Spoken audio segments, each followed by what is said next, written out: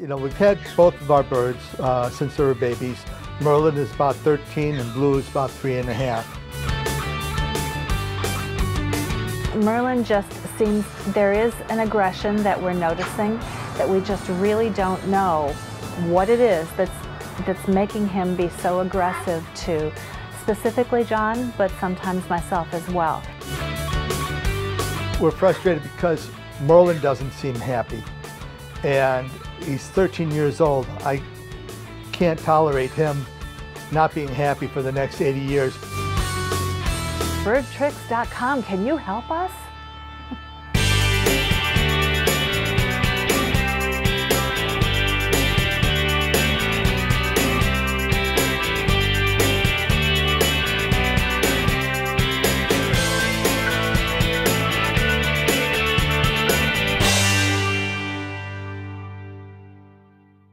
We're here in Central Florida with Karen and John. Now, they have an Amazon parrot that used to like John, but over the last 2 years has kind of changed, but at the introduction of a blue and gold macaw. So right now we're going to kind of take a look at the situation.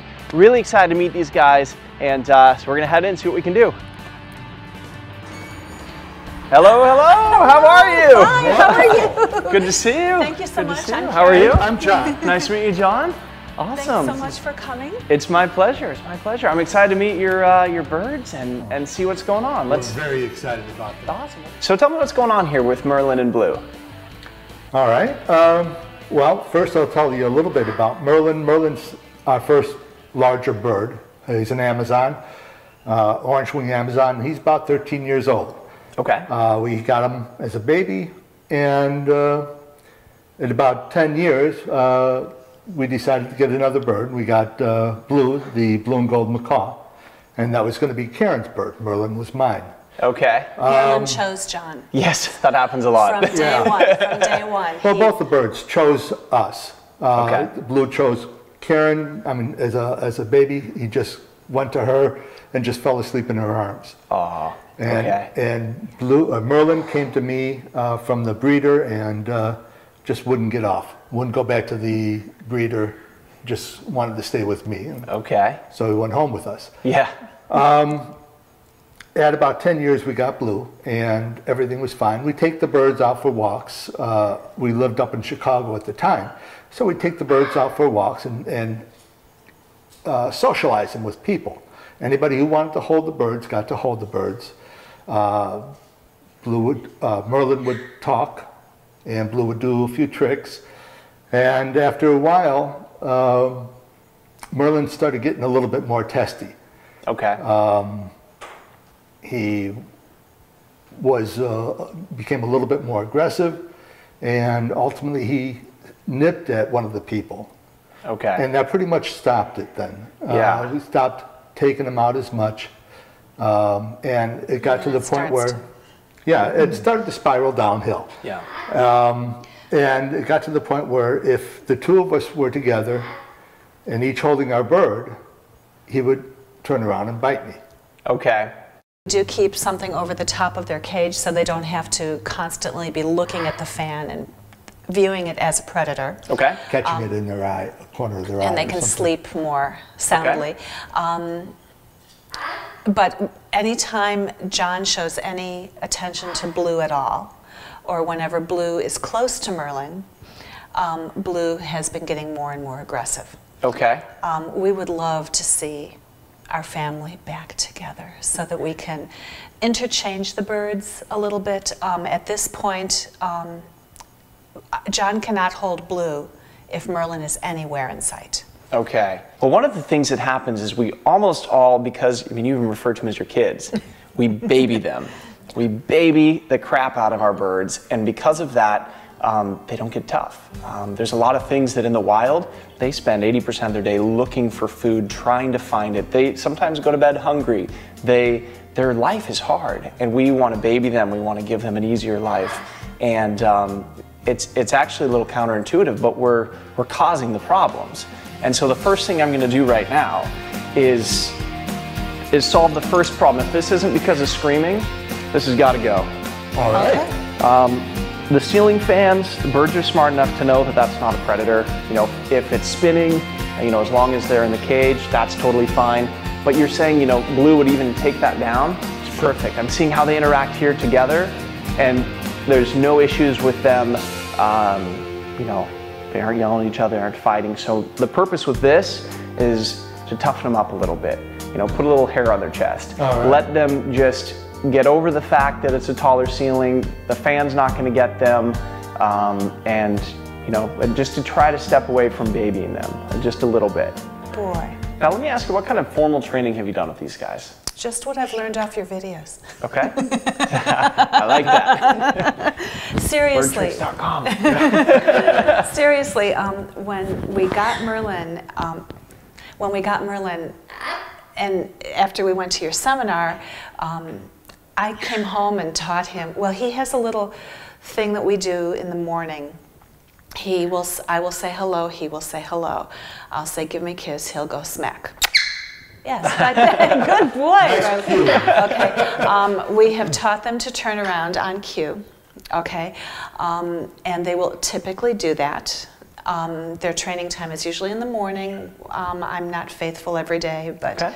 What time of the morning do you normally train? Around 10-ish. Okay. After breakfast. We'll fix that. We'll talk about that. I find, especially with this one, if we don't give her something to eat before training, she'll eat me. Okay. And not bite, just not bite, no. just excuse me, I haven't had my breakfast yet. Okay. And so that's usually what she will do. Which, yeah. Okay, so right now, John, I want to see your interaction with the birds, and then I'd like to see how he interacts with you now. Okay, step up. Come on. Yeah. Okay. Step up. The problem with using a glove when training is how the glove has been used. Now, John explained off camera that what was happening is he would basically force the bird to step up with the glove. So if he didn't step up without it, he put the glove on and he would demand that the bird steps up. What that did is it forced the bird into submission. Now that's not the right way to work with a bird. A bird doesn't care about pleasing you, and if you if you make it submissive and dominate and make it do what you want, you're only damaging your relationship, and that can also lead to more biting. However, it's tempting because it looks like the bird will willingly step up. The reason he's willingly stepping up is because he knows eventually he's going to be forced into it. So this is a mistake that many, many people make, and it's easy to avoid. The solution is going into touch training and getting the bird used to being around your hand and then eventually stepping up onto your hand. So what I think is going on is that there's a communication problem. Karen, I don't know if you remember or know that I remember this, but I thought you looked really familiar. So yesterday I dug up some archives of our parrot training seminar, and I was instantly reminded why you look familiar, and it was from the clicker game. Now, in the clicker game, you were told one rule. The only rule of the game is to earn clicks. And that's the only rule that I can tell you. Okay. It's to earn clicks. That's a click. Okay. Does that one count?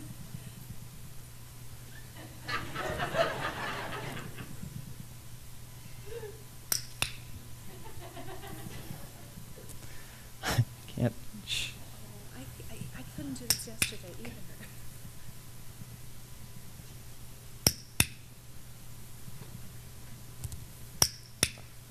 And that is the point of the game is to earn clicks. And so my brother Chet was on stage, and you caught on very quickly that you were supposed to touch his hands, and that got you a click. I mean, it took you 2-3 repetitions, and you got it.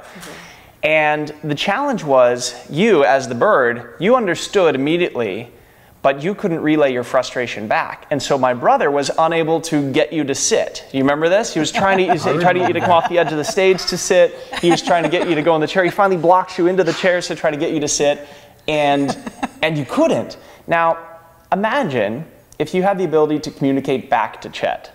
You would have sat in an instant. And so what we're going to show you is how to work with your clicker to be able to have that communication, because right now you're speaking in your foreign language and the bird's speaking in its foreign language, and you guys are missing each other. And so the clicker will kind of bridge that gap and allow you to both communicate in the same way. But more importantly than just a clicker is going to be body language. And so the focus of what I'm going to try to do today is teach you first how to read the bird's body language. Second, let you know what's being reinforced and why.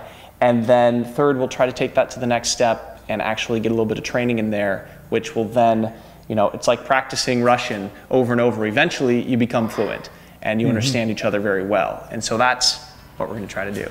Marvelous. Perfect. All right. Be fluent in bird. What we have going on here is clearly a bird body language issue. The bird's speaking its native language, and Karen and John are speaking their native language, and they're totally misfiring. So what we need to do is use training and a little bit of understanding of body language to bring them a little bit closer so they're understanding each other. So the first thing I want to talk to you guys about is mindset. Now I've noticed a couple of things. When you went to pick up the birds, it was very step up, step up, step up. I want you to do what I tell you, step up. And so that's the first thing that we all do wrong. I'm guilty of it, everybody's guilty of it. But if you could start to change your mindset from step up to, hey, will you step up? And then what that does is it engages a response. If the response is, right? Which it was. Then it's no, okay, you step back. And so what we're gonna do is start to respect the body language that the bird's giving. Let's go ahead and go forward one more time here. And for now, let's get in the habit of verbally changing that mindset to, will you step up? Okay. Okay, try it again. Merlin, just step up, please. And that's and that's a no. That's a definite no. And you can see he went to bite. Yes. That was you not respecting him fast enough. All right? Right. So now we're getting the habit of, will you, for example, will you step up? And that lowering the head was no. So that asks the question, why? Right? You're like, please step up. And that goes into, well, why the heck won't you step up? Well, I don't care. I don't have the motivation.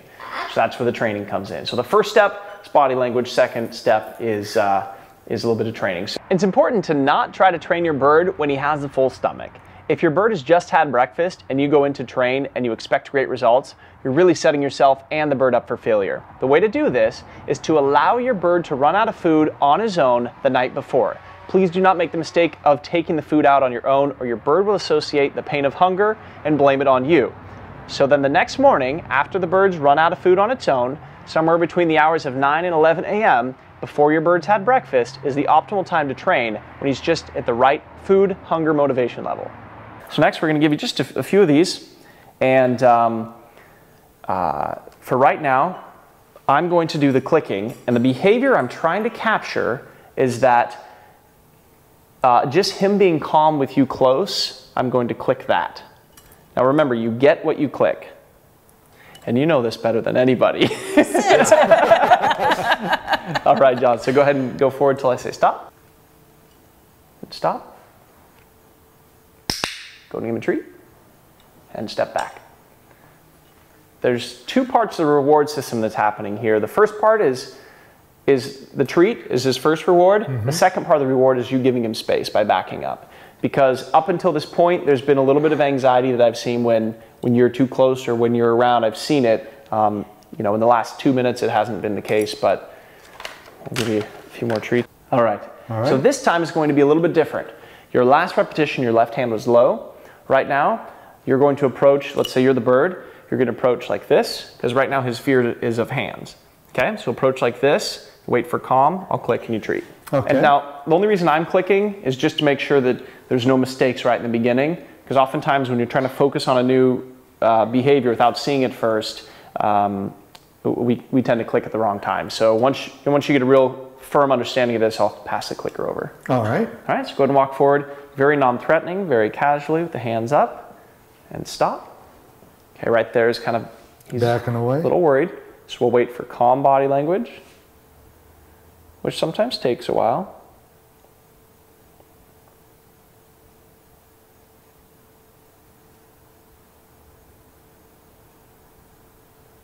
Sometimes takes a really long while.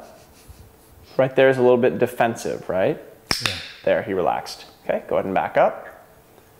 You can see the feathers on his cheeks. And I'm glad you caught that. Down. Oh yeah, absolutely. Yeah. So John and Merlin are really catching on quickly to this. John, in particular, he's been around the bird long enough that he knows the body language. He just hasn't had the opportunity to interpret it for himself. So really, I'm not doing much here other than saying, hey, just be aware of this. And he's clicking the right times. He's already in tune with what we need to do. He's catching on quickly. If he keeps doing this, he's going to have no issues with his bird.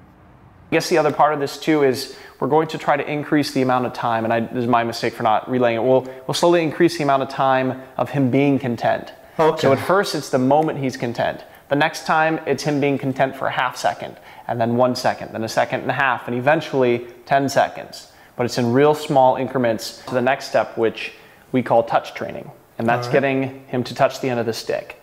Now, most people, for whatever reason, skip this part in our taming, training, and tricks course. And it's the most important trick for a bird to learn. It sure isn't sexy to learn touching a stick, but it will save your fingers. You can move the bird anywhere that you want it to go by basically pointing where you want it to go, and it comes over and it touches the stick. All right. Are you familiar with this at all? Yes, I am. You are? Has he already done it? If so, many times ago. He skipped it? Like, that's so unsexy. I'm just going to do the card trick. No, you know what I did was I used it with a treat in my fingers. Okay. And that's what I used instead of the stick. And Okay. the reason is because I didn't have a stick. I'll leave you one. And look at this. It's even inscribed. Ah. Happy training from BirdTricks. It's in Mandarin. Can't focus on it. Thanks, though. It Yeah. looks like a chopstick. It is a chopstick.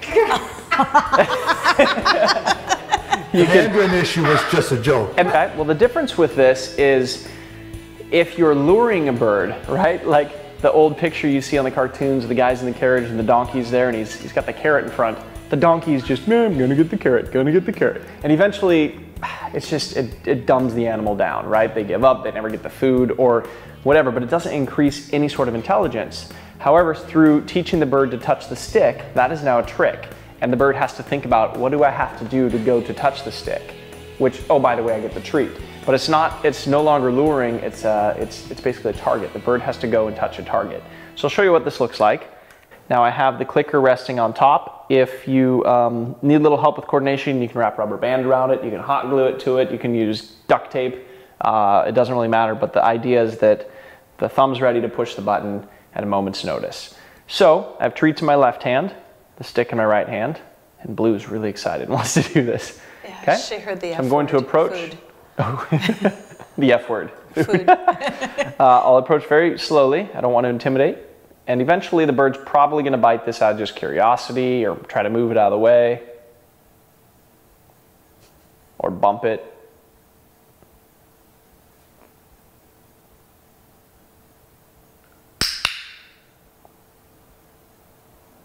Okay. So what happened is the bird was just curious, right? Oh, what's that? Touched it.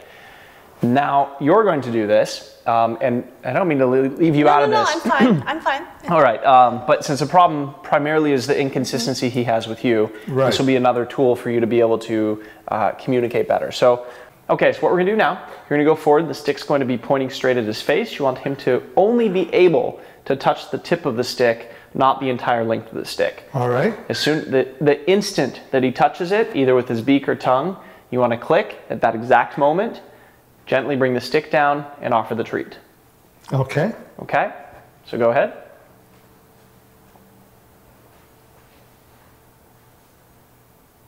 Right now he's looking at your treat, so go ahead and just slowly lower your left hand down so that's out of the picture. Notice now he's interested in the stick. You can move it a little bit closer, a little to your left, a little more. And he bumped it. Okay, so go ahead and bring the stick down. It was an accidental bump, but you're trying to capture the action of his beak touching the stick. Oh. Perfect. Perfect.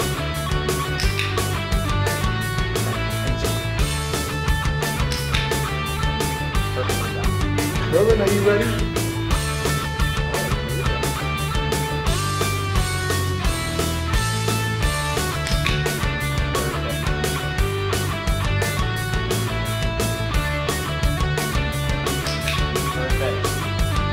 John is doing an awesome job with Merlin, And if he keeps going at this pace, like I said before, he's definitely going to experience a lot of success. You see Merlin is now turning and touching the stick. The next step will be to actually get him to move, to take these steps, to walk towards a stick, and eventually to walk onto his hand.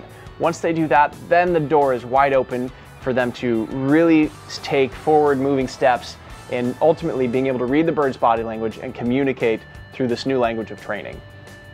So now Merlin has a really good understanding of, okay, I move a little bit to touch the stick. The next thing we're going to build on is the ability to get Merlin to move ultimately to your hand to touch the stick.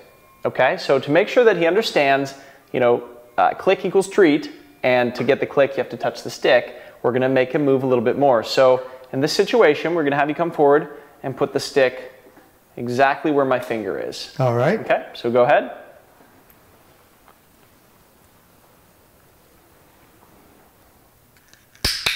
Perfect. And he's eating out of your hand there. Well, he does on occasion. And the reason this is working is because you're starting to speak the same language. You're respecting his body language. You're not, from this point forward, I need you to promise to everybody watching, you will not force the bird to do something unless it's an emergency and you have to get the bird out of there. All right. Sounds fair. And Sure. if you can promise that and hold yourselves accountable, you will be able to get the Band-Aids out of your training kit and not have to keep them there anymore.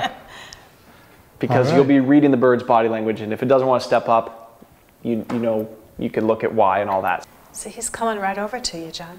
Mm-hmm. Now the next thing, and I'll sacrifice my hand for this, I'm going to have you put, in relation to my hand, not the perch, I'm going to have you put the stick right here. Okay? I can do it with my hand. I have no problem. It's okay.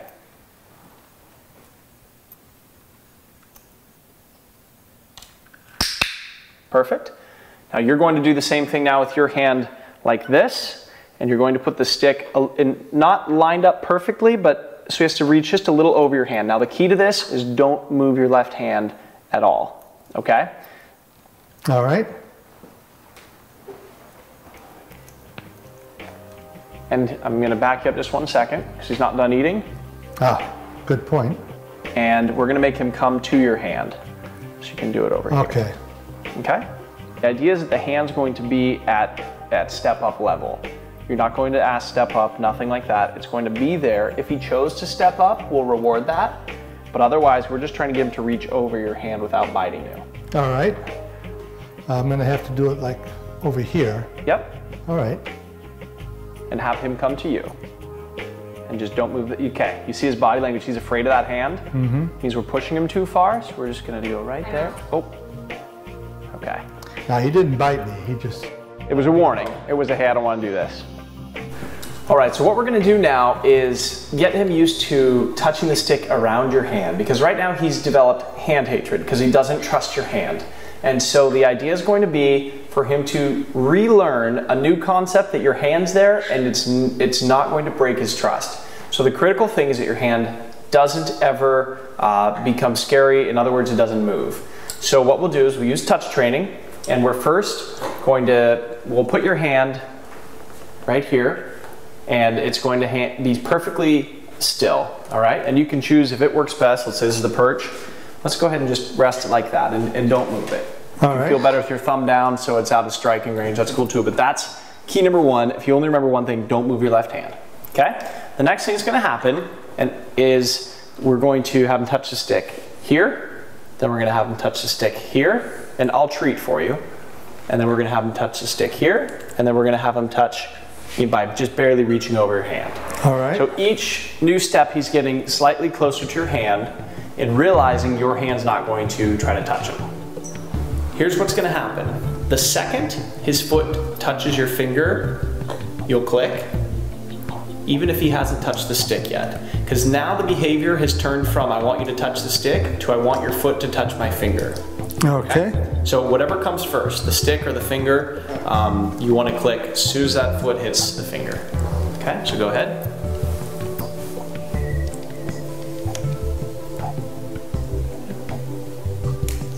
Find him here, he's getting a treat.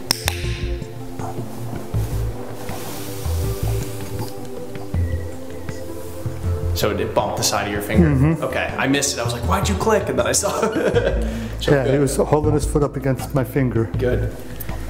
I just can't believe how much he doesn't want to step on my foot. Yeah. On my hand, I mean. Yeah, and that's what happens. We all make that mistake of accidentally blowing out the truss, but that just goes to prove the only reason he was stepping up before is because you forced it. And he backed off. Okay, so I'm gonna adjust this for you. Go ahead and bring the stick down.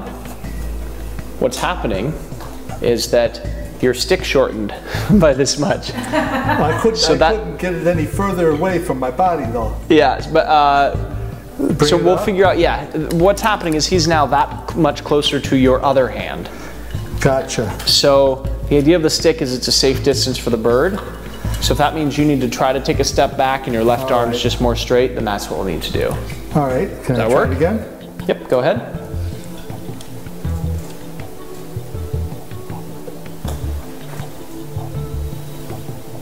It's okay, Merlin. Just do a little reminder. It's okay.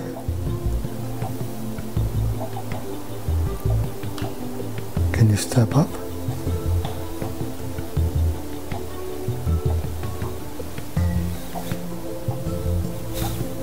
Bring it forward about 1 inch. Remember what you're working for, bud? Perfect. I'm gonna have him reach over your hand to get that. And you notice his foot's touching you now. Now I'm gonna try something I don't normally do, but at the risk of wanting to really get him to step up, I'm gonna have you slowly bring the target, the stick back, and I'm going to use luring. So I want you to be ready to click the second his foot steps up onto your hand, okay? He may or may not do it. Perfect. And he's gonna retreat. So that helped him get over that first fear. I usually try to blow that off so it doesn't become a distraction later. And you can see every once in a while it's okay to use luring, right? It got him over that first big hurdle. But it's not something you want to use 100% of the time.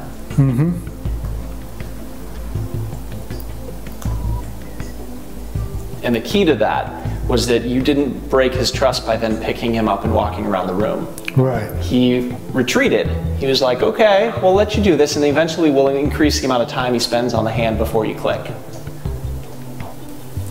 He's a big bastard. Yeah. Okay, so I'm going to use a combination of luring here. Let's go and bring the stick back to here. Right there. And you're going to click for him touching the stick. I'm going to lure him up. For touching the stick? Yep. Okay, now he's going to touch the stick. Beautiful. All right. Are you ready? Spin is on cue for him, am I wrong? Yes, It is on cue. yes, but he's not giving the We're not cueing him right now. cue yet. Because what he's doing here, this is interesting, he's begging. He's like, I really want to earn the treat, but I'm too scared to step on the hand. So he just spun twice. Yeah. Step up, please. Pretty, please. Pretty, pretty.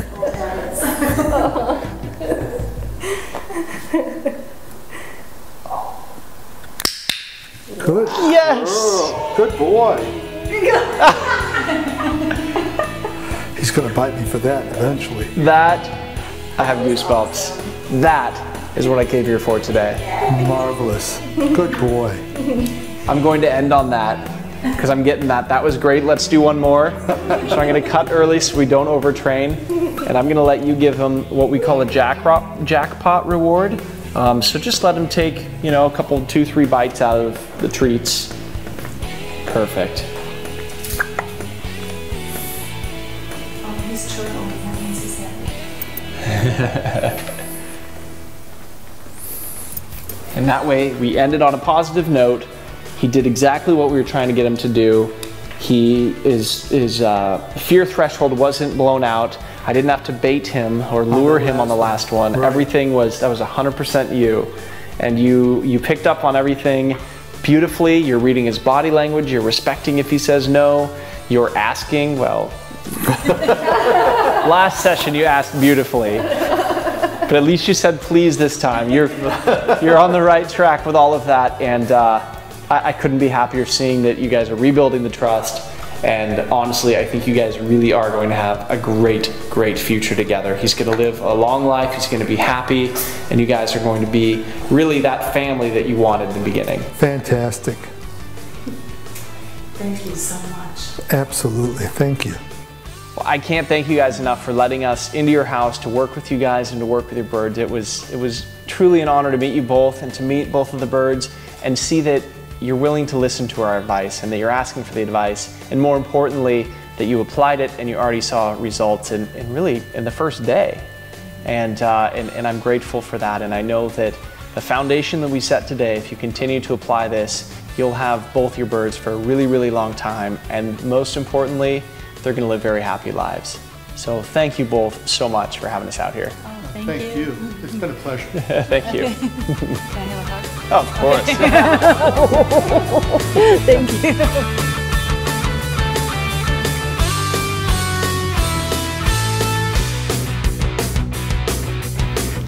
All right, now because they were so amazing, we want to give them a couple of gifts here and they can take home. So we have some really cool things for them, and I think they'll like them, so let's see. All right, because you guys tried to keep me warm this whole time, I'm gonna keep you warm with your own BirdTricks.com embroidered jackets. Nobody has these yet. So one for each of you. Thank you for offering me a sweater the whole time I was here. And since you guys were talking about food, and obviously food's a big deal for setting the groundwork and really a solid foundation for your birds to learn, we wanted to give you a 5-pound bag of our Feed Your Flock life-enhancing organic pellets so you guys can give it a try. We talked to you a little bit about how to make that work for your birds, and you should notice better mood, a better physique, better attitude, outlook on life for both birds.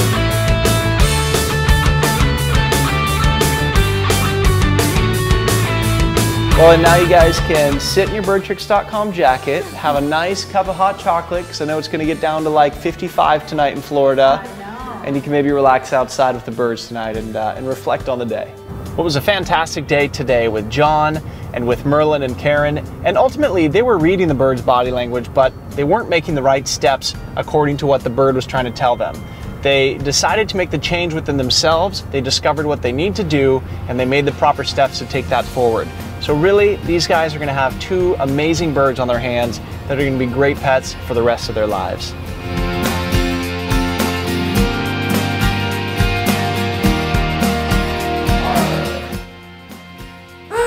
Good boy. Are we having fun?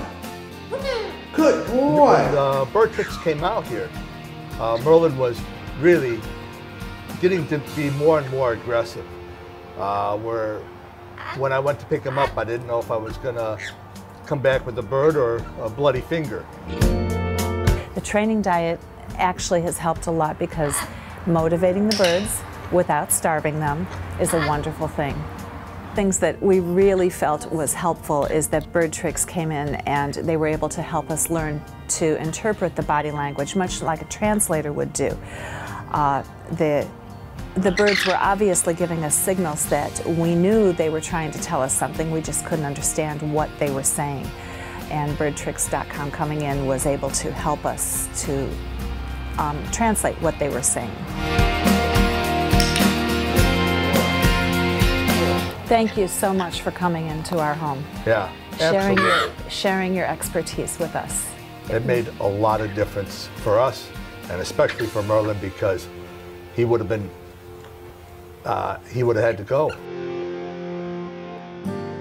This saved us from having to do that, and we really appreciate that. Thank you.